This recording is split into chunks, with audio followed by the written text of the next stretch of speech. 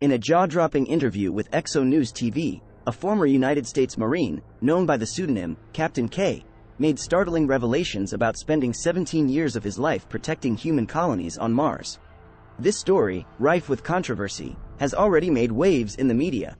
According to Captain Kaye, there exists a multinational military force on Mars called the Earth Defense Force, responsible for safeguarding 5 human colonies on the Red Planet.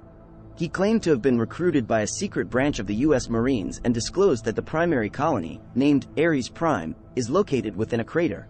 Despite the common perception of Mars having an inhospitable environment, Kaye asserted that the air on the surface is breathable, though it can get hot.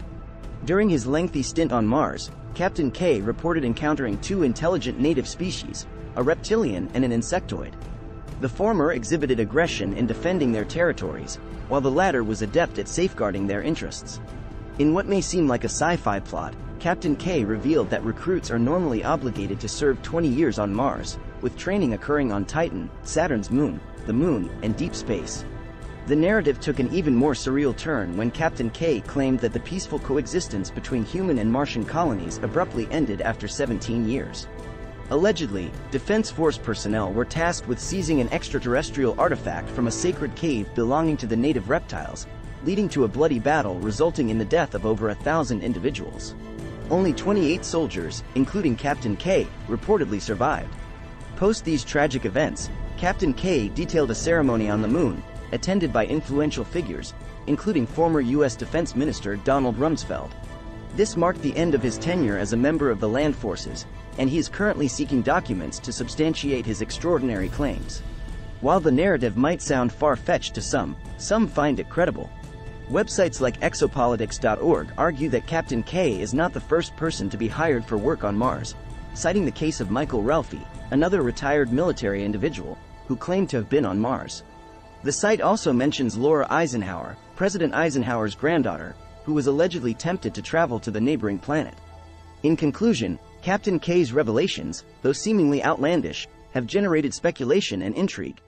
The quest for documents to support his claims adds another layer to this extraordinary tale, leaving many to ponder the mysteries that may exist beyond our terrestrial boundaries. The puzzle is by no means complete, and at the moment there's no solid, irrefutable answer on whether life has or has never existed on Mars. But it does seem as though early Mars at least contained all of the fundamental pieces necessary for it to happen. John Grotzinger, the chief scientist behind the Curiosity rover, has every confidence that Mars was once a habitable planet, even claiming that the water that once filled the Gale crater would have been safe to drink. It's an exciting thought, but it also ignites another question. If life was initially on Mars instead of Earth, then how did it eventually get here? Well, assuming for a second that life at some point did, in fact, exist on Mars, the prospect of the 2 planets somehow exchanging organisms might not be all that far-fetched, given their close proximity. At the closest point in their orbits, Earth and Mars are approximately 34 million miles apart. It is a massive distance, but not exactly insurmountable in the grand scheme of space.